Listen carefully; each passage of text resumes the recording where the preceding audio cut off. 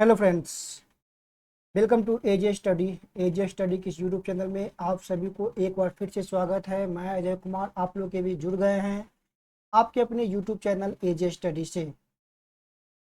आज के हम वीडियो में चर्चा करेंगे। जैसा कि आप लोग जानते हैं कि अभी हम पूरे एजुकेशन व्यवस्था को समझ रहे हैं। हमने पिछले 3 वीडियो में काफ़ी विस्तार से इस एजुकेशन व्यवस्था को हमने समझा था। आज हम उसी के कड़ी का जो है अगला पहलू देखने वाले हैं। जैसे कि हमने चर्चा किया था, आज़ादी के बाद की शिक्षा व्यवस्था को पूरी तरह से देख लिया था। उसके बाद हमने अगले वीडियो में देखा था कि ब्रिटिश कालीन शिक्षा व्यवस्था को पूरी तरह से देख लिया था। इसके साथ ही आज हम जो ब्रिटिश कालीन शिक्षा व्यवस्था है इसी पर चर्चा करेंगे। लेकिन हम इस पर जो चर्चा करने वाले हैं आज के कड़ी में, वो बिहार के विशेष संदर्भ में चर्चा करेंगे। जो बिहार में पाश्चात्य शिक्षा लागू हुआ, इसका क्या प्रभाव हुआ, कौन कौन लोग इसमें भागीदारी निभाए, वे हम बिहार के विशेष संदर्भ में हम इसको देखेंगे। मतलब जीएस पेपर 1 का जो टॉपिक था एजुकेशन व्यवस्था वाला, उसको हम खत्म करने के कगार पर पहुंच चुके हैं। शायद एक वीडियो और हम इस पर बनाएंगे, मतलब 5 वीडियो करीब समझिए कि 4 साढ़े 4 घंटा जो है हम आपको इस पूरे एजुकेशन सिस्टम को समझाने में लगाए हैं। ठीक है ना। देखिए भाई साहब, वीडियो को आप लोग सपोर्ट कीजिए, क्योंकि हम आप लोग के भी जो कंटेंट दे रहे हैं काफ़ी यूजफुल है। आप लोग कमेंट जरूर कीजिए, जितने भी लोग वीडियो को देखते हैं आप कमेंट कीजिए। आपका कमेंट जैसा भी हो हम एक्सेप्ट करेंगे। अगर कुछ गलतियां होती है हमसे, अगर कुछ गलतियां आप खोज सकते हैं तो उस गलतियों को भी कमेंट कीजिए। ठीक है। और वीडियो अच्छा लगता है तो थोड़ा सा वीडियो को सपोर्ट जरूर कीजिएगा। चैनल पर जो नए होते हैं चैनल को सब्सक्राइब कीजिए, दोस्तों के साथ शेयर कीजिए, अपने स्टेटस वगैरह जो भी आप चलाते हैं उस पर आप इसे ज़रूर शेयर कीजिए। ठीक है। तो आज की इस कड़ी में हम देखेंगे बिहार की एजुकेशन व्यवस्था, पाश्चात्य शिक्षा का क्या इस पर मतलब प्रभाव पड़ा, कौन कौन लोग इसमें भागीदारी सहयोग किए। ये सारे टॉपिक को हम डिटेल से चर्चा करने वाले हैं आज की इस वीडियो में। वीडियो काफ़ी हर वीडियो की तरह यूजफुल होगा और थोड़ा लॉन्ग भी जाएगा, है ना। लंबी वीडियो देखने की थोड़ा सा आदत डालिए। शॉर्ट वीडियो देखिएगा तो दिमाग भी आपका शॉर्ट ही होगा, है ना। क्योंकि जब हम सिविल सर्विस की तैयारी करते हैं ना तो हर चीज़ लंबा होता है यहाँ पर और स्लोली स्लोली चलता है। ठीक है। ताकि हम जो है जब इसका यूज हो ना तो उस समय सही से हम इसका सदुपयोग कर सकें। आप लोग भावनाओं को समझ पा रहे हैं क्योंकि आप लोग सिविल सर्विस तैयारी करने वाले लोग हैं। तो यहाँ पर हमने ये देखा कि बिहार में पाश्चात्य शिक्षा के विकास और उसके प्रभाव को आज हम इस वीडियो में जानेंगे। ये थोड़ा सा ब्रीफ जानकारी हम देते हैं कि बिहार में पाश्चात्य शिक्षा का विकास भारतीय शिक्षा प्रणाली के एक महत्वपूर्ण चरण का प्रतिनिधित्व करता है। इसका प्रभाव जो ब्रिटिश शासन के दौरान विशेष रूप से महसूस किया गया और औपनिवेशिक नीतियों के तहत जो है आधुनिक शिक्षा प्रणाली को यहाँ पर बढ़ावा दिया गया। अब देखिए, जब हम बिहार में बात करते हैं ना एजुकेशन व्यवस्था की, तो अगर पश्चात के बारे में हम सोचते हैं हम 2 कड़ी में बांट करके देखते हैं। वे वे कड़ी कौन कौन सी है हम उस पर थोड़ा सा चर्चा कर लेते हैं। हम ये देखते हैं कि 1911 में बंगाल का विभाजन हुआ। ठीक है। ऐसे तो 5 में हुआ था लेकिन उसके बाद रद्द कर दिया गया था। 11 में विभाजन हुआ और इसमें एक आपका जो है बंगाल बना। ठीक है। और एक में आपका क्या आ गया, बिहार, और प्लस आपका उड़ीसा, दोनों को मिला करके बनाया गया। तो हम एजुकेशन सिस्टम को भी जो है बिहार में अगर पाश्चात्य शिक्षा की बात करेंगे तो इसको भी हम 2 पार्ट में बांटेंगे। एक तो हम वो कड़ी को देखेंगे जब बिहार और बंगाल दोनों साथ था, है ना। इस समय अगर बात करें जब बिहार और बंगाल दोनों साथ था तो उस समय बिहार पर जो है ज़्यादा ध्यान नहीं दिया गया, क्योंकि अंग्रेजों का जो है जो ब्रिटिश जो प्रशासन था वो मुख्य रूप से केंद्रित कहाँ था, कोलकाता में केंद्रित था, बंगाल में केंद्रित था, है ना। उसका प्रशासनिक कार्य भी वहीं पर होता था। ठीक है। तो हुआ क्या कि उस दौरान जो उनको लोगों की जो जरूरत हुआ, आवश्यकता हुआ, ठीक है, तो वहीं के आसपास को लोग के वहाँ पर शिक्षित किए। लेकिन जब मैकाले की शिक्षा व्यवस्था आई फिर धीरे धीरे मतलब आगे इसमें परिवर्तन हुआ। फिर बिहार के जो लोग कुछ मतलब ऐसे राजघराने से थे, हम आगे चर्चा करेंगे, ठीक है, वो लोग भी मतलब इसको थोड़ा सा मैंने फोकस दिए, धीरे धीरे जागरूकता बढ़ी, तब जाकर के जो है बिहार में भी यहाँ पर डेवलपमेंट होना चालू हुआ। और यहाँ पर जब बात करते हैं 1813 के जो चार्टर एक्ट था, जब मिशनरियों को इजाज़त दिया गया, ब्रिटिश के द्वारा मिशनरियों को इजाज़त दिया गया कि वो आप आकर के यहाँ पर जो है आप अपनी व्यवस्था यहाँ पर दे सकते हैं, आप अपने मतलब एजुकेशन दे सकते हैं, अपने प्रचार कर सकते हैं। तो उस समय भी मतलब थोड़ा सा बिहार का डेवलपमेंट हुआ आगे चल करके, तो हम इसी पहलू पर गौर करेंगे। लेकिन जब बिहार का विभाजन हुआ, ठीक है, बंगाल से जब बिहार कटा उड़ीसा सहित, तो उस समय जो है उसके बाद जो है बिहार में ज़्यादातर यहाँ पर विकास देखने को मिला। हम दो कड़ी में यहाँ पर, आप जब मेंस राइटिंग करिएगा ना, तो दो कड़ी में यहाँ पर बात करके करिएगा तो काफ़ी आपके लिए बेस्ट होगा। एक तो 1912 यानी या 11 से पहले की बात करें, और एक यहाँ से बाद की अगर बात कर लेते हैं, ये हो गया। अब यहाँ पर ये देख लेते हैं कि सबसे पहले प्रारंभिक चरण की बात करते हैं। यहाँ पर देखिए मिशनरियों का प्रयास और कंपनी शासन, 1813 से लेकर के 1857 की यहाँ पर हम चर्चा कर लेते हैं। कहता है कि ब्रिटिश शासन में के शुरुआती दौर में शिक्षा का प्रमुख केंद्र पारंपरिक गुरुकुल और मदरसा पर आधारित था। जब हम पाश्चात्य शिक्षा एक वीडियो और लेकर के आएंगे जिसमें हम एंशिएंट और मिडिवल की बात करेंगे, उस समय क्या था स्थिति एजुकेशन को लेकर के पूरे भारत में भी देखेंगे और साथ साथ बिहार के विशेष परिप्रेक्ष्य में भी देखेंगे, ठीक है। तो उस समय क्या था कि अंग्रेजों से पहले जो एजुकेशन का जो व्यवस्था चला था जमीनी स्तर पर, वो आपका पारंपरिक था, जो कि गुरुकुलों और मदरसे में हुआ करता था, ठीक है। लेकिन जब 1813 का चार्टर एक्ट पहली बार पश्चिमी शिक्षा को यहाँ पर बढ़ावा देने की दिशा में कदम उठाया, जब 1813 के चार्टर एक्ट लागू किया गया, ठीक है, जैसा कि हमने पिछले वीडियो में देखा था, काफी विस्तार से पढ़े थे 1813 के चार्टर एक्ट के बारे में, इसके प्रावधान, मुख्य बिंदु, आलोचनात्मक पहलू का भी हम चर्चा किए थे। वीडियो नहीं देखे हैं तो वीडियो देख लीजिए, हमने एक प्लेलिस्ट तैयार किया आप लोग के लिए, जिससे पूरा एजुकेशन सिस्टम आपको एक प्लेलिस्ट में आपको देखने को मिल जाएगा, ठीक है। तो बढ़ावा कब मिला? जब 1813 के चार्टर एक्ट आया, ठीक है, फिर 1935, 56 अब आगे जो है ऐसा देखने को मिला जैसे जैसे डेवलपमेंट हुआ। कह रहा कि इस अधिनियम ने ईसाई मिशनरियों को बिहार समेत पूरे भारत में स्कूल खोलने की अनुमति दी। हम बिहार के परिप्रेक्ष्य के मिशनरियों को अभी एक पीपीटी के माध्यम से समझने का प्रयास करेंगे। फिर देखिए पटना, गया, भागलपुर जैसे जो है स्थानों पर मिशनरी स्कूल की स्थापना हुई, जहां अंग्रेजी, गणित, विज्ञान और ईसाई धर्म के जो यहाँ पर शिक्षा देनी चालू हुई, ठीक है। आगे कुछ ब्रीफ जानकारी लेते हैं। 1857 के बाद ब्रिटिश शिक्षा नीति और विश्वविद्यालय की स्थापना बोलता है कि 1857 की क्रांति के बाद ब्रिटिश प्रशासन ने भारत में एक सुव्यवस्थित शिक्षा नीति लागू करने का प्रयास किया। 56 का बुक्स वाला नियम हमने पूरा बता दिया था, ठीक है। तो आप अगर देखिए वीडियो नहीं देखे हैं तो एक प्लेलिस्ट जो हम बनाए उस पर जाकर के देखिए, पूरा एक सीक्वेंस से देखिए, उसका एक नोट्स तैयार कीजिए, शॉर्ट नोट्स। पीपीटी हम टेलीग्राम पर अवेलेबल करवा ही दे रहे हैं, टेलीग्राम पर आप नहीं जुड़े हैं तो एजे स्टडी लाइव सर्च कीजिए टेलीग्राम पर, या डिस्क्रिप्शन में आपको उसका लिंक मिलेगा, आप डायरेक्ट वहां पर जाइए, जुड़िए और लाभ उठाइए पीपीटी का, ठीक है।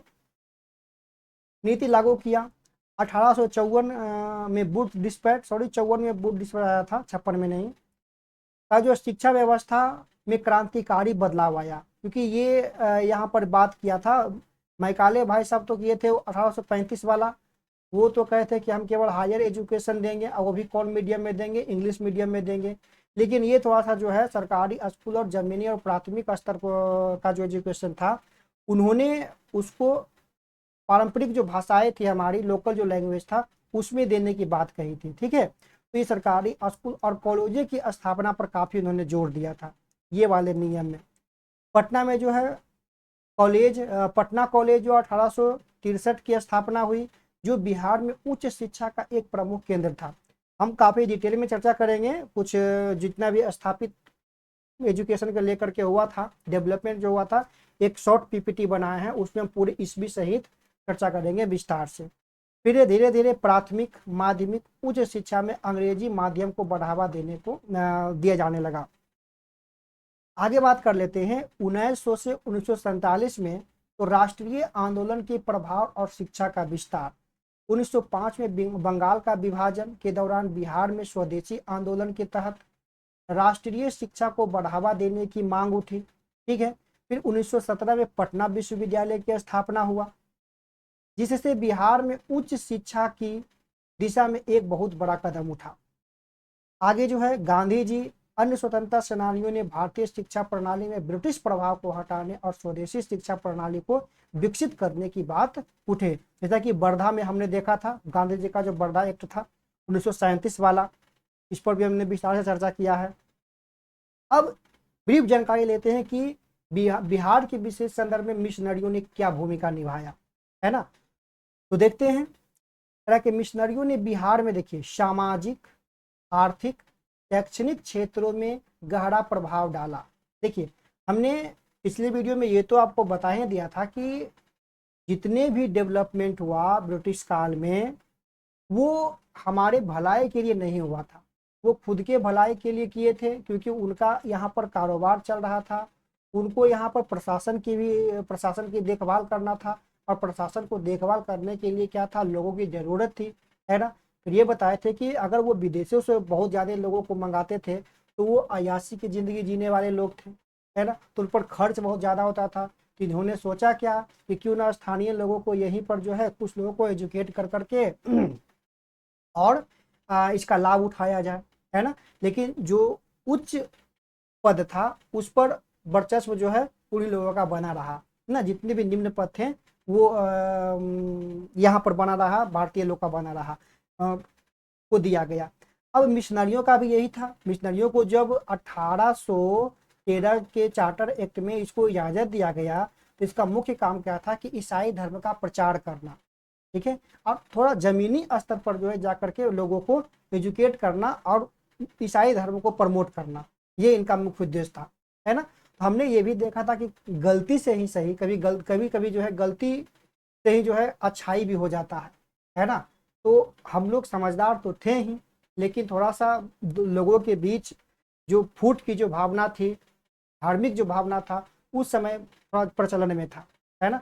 लेकिन धीरे धीरे हम लोग के बीच ज्ञान आया, हमने पश्चिमी शिक्षा व्यवस्था को समझा, पश्चिमी पूरी व्यवस्था को समझा, कैसे उन्होंने हम लोगों को फूट डाल करके जो है राज किया, कैसे हमें एक दूसरे को लड़ाया, हमने धीरे धीरे धीरे धीरे जाना और उसी क्षेत्र में आगे बढ़ता गया और अंत तक जो है एकजुट होकर कर जो है 1947 में हमने पूरे अंग्रेजों को जो है, पूरे विदेशी तंत्र को हमने पूर्णतः जो है यहाँ से खदेड़ करके भगा दिया और भारत को एक स्वतंत्र कर दिया, ठीक है ना। तो ये था। तो मिशनरियों की योगदान को हम देखते हैं क्या है। शिक्षा क्षेत्र में मिशनरियों की योगदान देखिए 1813 के चार्टर एक्ट के बाद ईसाई मिशनरियों को भारत में शिक्षा प्रसार की अनुमति मिली।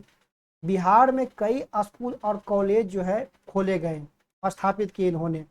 जैसे कि देखिए 19वीं सदी में पटना, भागलपुर, मुजफ्फरपुर जैसे शहरों में मिशनरी स्कूल की स्थापना हुई, जहाँ जो है अंग्रेजी, गणित शिक्षा और ईसाई धर्म की जो शिक्षा दी जाने लगी।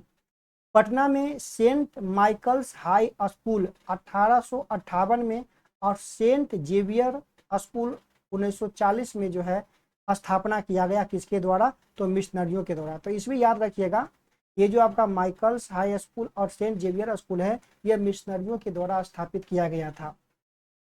मिशनरियों ने महिला शिक्षा को बढ़ावा दिया, प्लस पॉइंट यहाँ पर हम लिख सकते हैं पॉजिटिव बात में, जिसे जो है बिहार में लड़कियों के लिए जो है विद्यालय खोले गए। चिकित्सक और सामाजिक सेवा, बिहार में मिशनरियों ने अस्पतालों, औषधियों की स्थापना जैसे कि स्वास्थ्य सेवा में सुधार की भी जो है प्रयास किया। मिशनरी जो है संस्थाओं द्वारा खोले गए अस्पतालों में गरीबों को मुफ्त इलाज उपलब्ध कराया गया। 1860 के दशक में भागलपुर और पटना में मिशनरी अस्पतालों की शुरुआत हुई, जिससे लोगों को आधुनिक चिकित्सा पद्धति का जो है परिचय हुआ, है ना। आधुनिक चिकित्सा पद्धति की परिचित हुआ।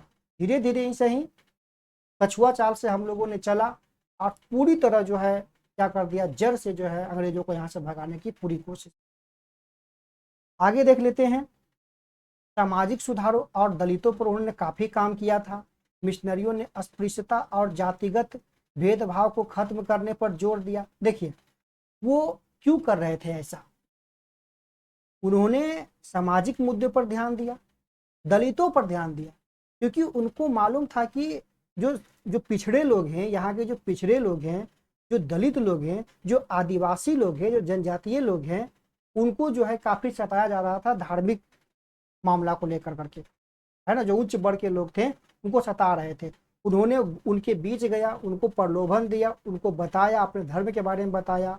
इस प्रकार जो है एजुकेट भी किए, अपने पाश्चात्य शिक्षा से उसे लिंक भी किया, जोड़ा भी और साथ साथ जो है मोटिवेट किया ईसाई धर्म को अपनाने के लिए।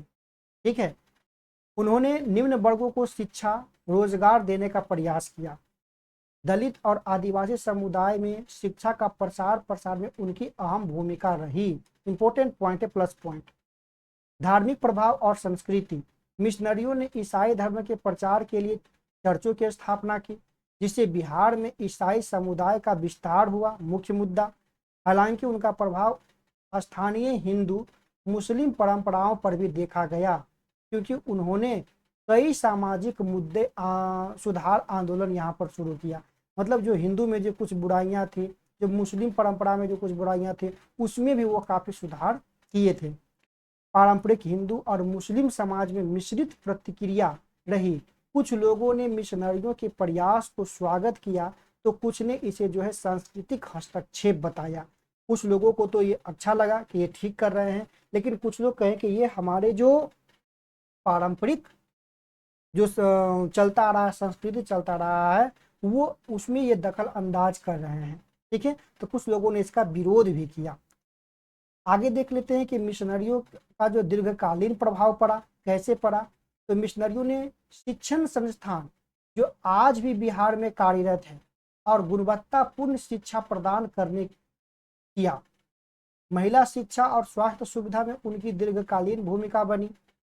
मिशनरियों के सामाजिक सुधार ने कई भारतीय स्वतंत्रता सेनानियों को प्रेरित किया, जिन्होंने जाति और वर्गगत भेदभाव के खिलाफ जो है अभियान चलाए। तो ये सब जो है हम प्लस पॉइंट लिख सकते हैं मेंस के आंसर राइटिंग में।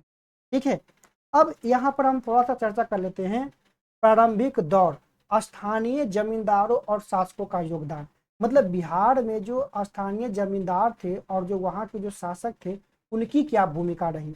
यहाँ पर जब हम मेंस राइटिंग इसमें लिखेंगे ना, तो दो गो का यहाँ पर भूमिका बहुत जरूरी हो जाता है कि जब 1835 का मैकाले का जो आया था, शिक्षा को लेकर के जो सुधार आया था उच्च वर्ग में अंग्रेजी को मतलब प्रमोट करने का, तो इन्होंने इनमें जो है दो गो का आप नाम याद रखिएगा, उन्होंने पूरा सपोर्ट किया था।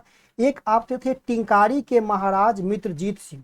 ठीक है, कौन थे? मित्रजीत सिंह, मित्रजीत सिंह। ठीक है, ये कहाँ के थे? ये आपके टिंकारी के महाराज थे। और एगो आपके थे दरभंगा के महाराज रुद्र सिंह। दरभंगा के महाराज जो है रुद्र सिंह हैं, ये दोनों जो है काफी प्रमोट किए थे जो 1835 का जो एजुकेशन में जो सुधार किया गया था मैकाले के द्वारा, ठीक है ना, उस पर ये जो है काफी यहाँ पर सपोर्ट किए थे, धन से भी सपोर्ट किए थे और अपने जो एरिया था उसमें ये काफी ये सपोर्ट किए थे, इसके समर्थन थे। ठीक है, तो ये यहाँ पर इस बात को याद रखना है, दोनों के नाम को आप यहाँ पर याद रखिएगा। थोड़ा सा मिटा दिया जाए, अब ये मीटर का है नहीं रहा।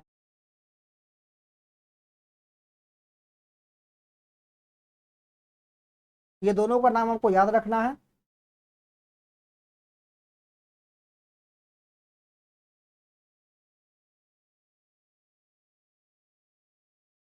अब देख लेते हैं, तो यही है कि ब्रिटिश शासन से पहले बिहार में शिक्षा का केंद्र क्या था? प्रारंभिक पाठशाला, मदरसा और गुरुकुल था। ब्रिटिश शिक्षा नीतियों के तहत जब आधुनिक शिक्षा प्रणाली लागू हुई, तब कई स्थानीय जमींदारों और समर्थन शासकों यहाँ पर क्या किए? इसका समर्थन किए। याद रखना है, टिंकरी के जो महाराज थे मित्रजीत सिंह और जो दरभंगा के जो महाराज थे रुद्र सिंह, ये दोनों ने इसको सपोर्ट किया।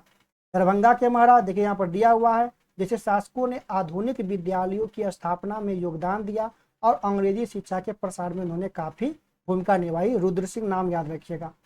पटना, भागलपुर, मुजफ्फरपुर जैसे क्षेत्रों में जमींदारों ने स्कूलों और कॉलेजों की स्थापना में आर्थिक सहायता दी थी। अब बात कर लेते हैं 1857 के विद्रोह और शिक्षा पर इसका क्या प्रभाव पड़ा। हालांकि 1857 की क्रांति के बाद ब्रिटिश प्रशासन ने शिक्षा को एक हथियार के तौर पर इस्तेमाल करना शुरू किया। कुछ स्थानीय शासक जैसे कि कुंवर सिंह अंग्रेजी शिक्षा को लेकर के संदेहपूर्ण थे और पारंपरिक शिक्षा को उन्होंने समर्थन किया। कुंवर सिंह जो थे वो अंग्रेजों का जो शिक्षा था उस पर उनको संदेह था और उन्होंने जो पारंपरिक शिक्षा जो दिया जा रहा था उसको उन्होंने प्रमोट किया। वहीं अन्य स्थानीय नेताओं ने ब्रिटिश शिक्षा प्रणाली को स्वीकार किया ताकि प्रशासन में उनको बेहतर अवसर प्राप्त हो सके। ठीक है, आगे देख लेते हैं 20वीं शताब्दी शिक्षा के लिए स्थानीय समर्थन और विश्वविद्यालय की स्थापना। 1917 में पटना विश्वविद्यालय की स्थापना हुई। हम एक चार्ट के माध्यम से आपको समझाएंगे इस पूरी बात एक फ्लो चार्ट में। ठीक है, जिसमें स्थानीय नेताओं बुद्धिजीवियों का महत्वपूर्ण योगदान था। भारत में विभिन्न राष्ट्रीय आंदोलन के नेताओं ने शिक्षा के माध्यम से समाज में सुधार की पहल की। स्वदेशी आंदोलन ने भारतीय भाषा संस्कृति आधारित शिक्षा प्रणाली को जो है मांग उठाई। जैसे राजेंद्र प्रसाद जो बाद में भारत के प्रथम राष्ट्रपति बने, बिहार की शिक्षा प्रणाली को स्वदेशी दिशा में जो है देने में अहम भूमिका निभाए थे डॉक्टर राजेंद्र प्रसाद। आगे बात कर लेते हैं स्वतंत्रता संग्राम और शिक्षा का भारतीयकरण। कई स्थानीय नेताओं ने ब्रिटिश शिक्षा का विरोध किया।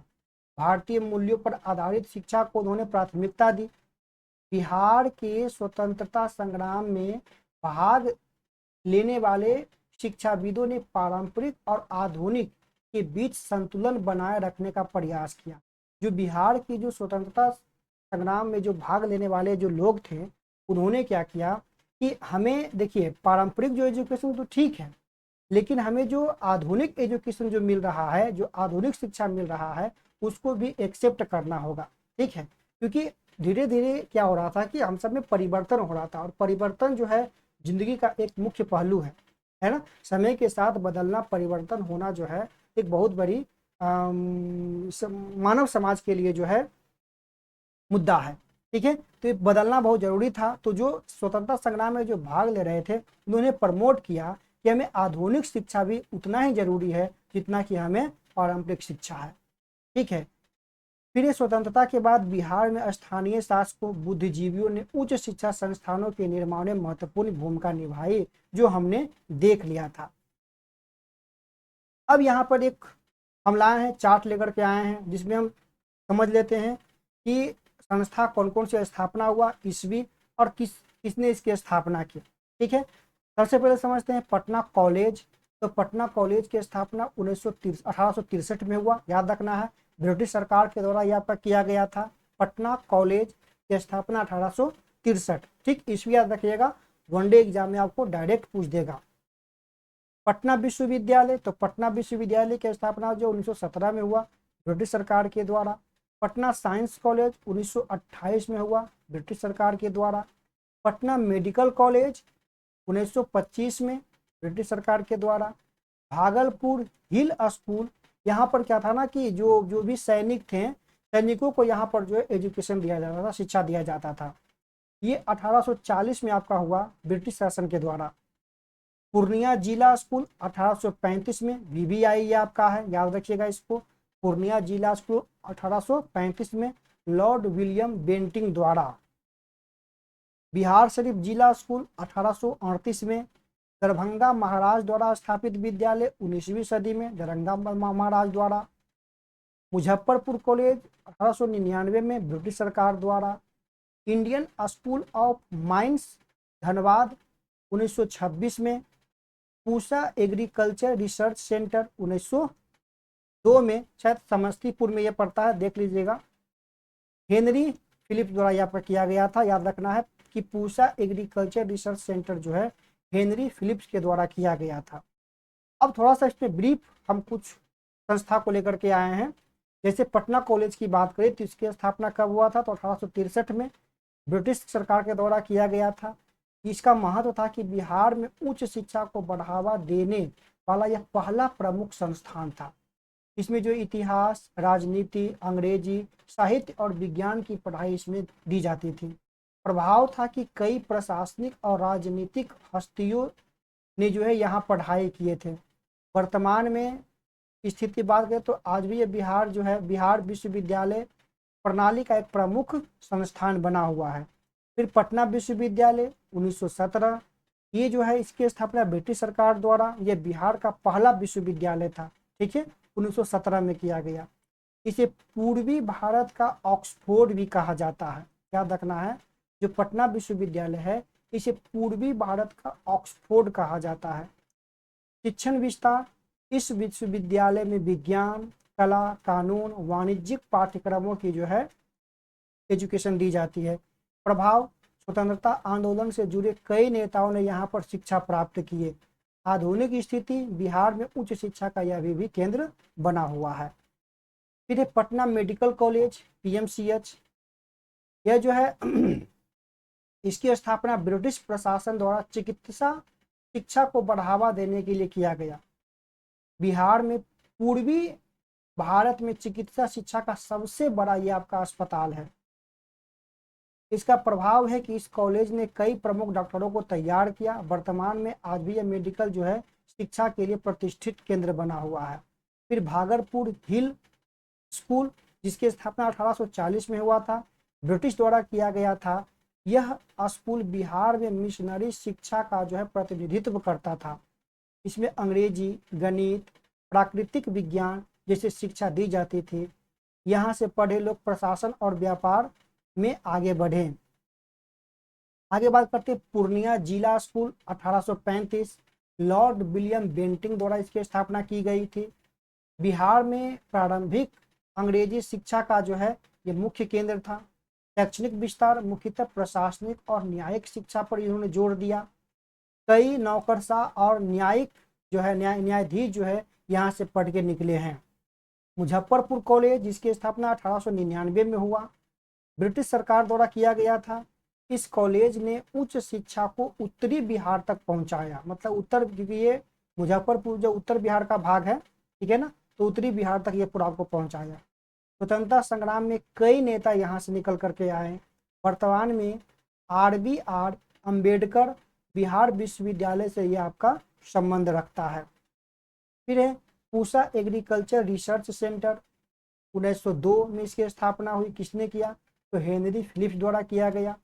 भारत में कृषि अनुसंधान को बढ़ावा देने के लिए यह एक प्रमुख संस्थान है, अभी भी है, जिसमें खेती, उर्वरक, पशुपालन, अनाज उत्पादन पर जो है शोध किया जाता है। भारत में आधुनिक कृषि नीति बनाने में इसका काफी बड़ा योगदान है। पीएमसीएच के बारे में ऊपर हमने देखा। प्रारंभिक चरण 1874 से 1925, 1874 में इसे टेम्पल मेडिकल स्कूल के रूप में स्थापित किया गया था। पीएमसीएच को 1874 में टेम्पल मेडिकल स्कूल के रूप में स्थापित किया गया। 25 में इसे पटना मेडिकल के रूप में पुनर्गठित किया गया और आधुनिक चिकित्सक शिक्षा में जो है यह शुरुआत हुआ। पहले बैच में जो है 35 छात्रों को प्रवेश दिया गया था, जिन्हें बंगाल से जो है स्थानांतरित किया गया। आगे बात कर लेते हैं स्थापना और विकास का संक्षिप्त इतिहास। देखिए 1886 में फ्लीवर्ड्स सर्वे ट्रेनिंग स्कूल के रूप में इसकी स्थापना की गई थी। किसके बारे में जान रहे हैं हम NIT पटना के बारे में जान रहे हैं, ठीक है। NIT जो पटना है, राष्ट्रीय प्रौद्योगिकी संस्थान पटना है, इसके बारे में जान रहे हैं। तो इसकी जो शुरुआती क्षण था वो 1886 में इसकी स्थापना हुई थी। किस रूप में हुआ था, तो फ्लीवर्ड्स सर्वे ट्रेनिंग स्कूल के रूप में इसकी स्थापना की गई। 1924 में इसे बिहार कॉलेज ऑफ इंजीनियरिंग में परिवर्तन कर दिया गया NIT को, और 1978 में स्नातक स्तर की पढ़ाई को जो है बड़ा स्नातक स्तर तक इसे बढ़ा दिया गया। 2004 में भारत सरकार ने इसे राष्ट्रीय प्रौद्योगिकी संस्थान का जो है दर्जा दिया। 2007 में इसे राष्ट्रीय महत्व का संस्थान घोषित किया गया। 2007 में इसे राष्ट्रीय महत्व का संस्थान घोषित किया गया एनआईटी को। ठीक है, अब है महत्व और आधुनिक स्थिति इसका देख लेते हैं। यह भारत का छठा सबसे पुराना इंजीनियरिंग संस्थान है, काफी इंपॉर्टेंट बात है। यह गंगा नदी के किनारे गांधी घाट के पास स्थित है, जो पटना का ऐतिहासिक स्थल है। वर्तमान में इसमें 7 प्रमुख इंजीनियरिंग शाखाएं, जिसमें civil, computer science, electrical, mechanical, electronic, architecture और सूचना प्रौद्योगिकी इसमें शामिल है। बिहार सरकार ने बिहटा में 125 एकड़ भूमि आवंटित की है एनआईटी पटना के विस्तार के लिए। ठीक है, तो ये हमने प्रमुख बातें देखा। जो बिहार में जो पाश्चात्य शिक्षा था उसके बारे में हमने डिटेल से देखा। तो इस प्रकार से हमने पूरे पाश्चात्य शिक्षा बिहार के संदर्भ में और जो आधुनिक एजुकेशन जो आज़ादी के बाद किया गया था, हमने पूरे 4 क्लास में देख लिया। अब हम क्या करेंगे कि एक क्लास और लेकर के आएंगे, जिसमें हम चर्चा क्या करेंगे, पाश्चात्य जो एंशिएंट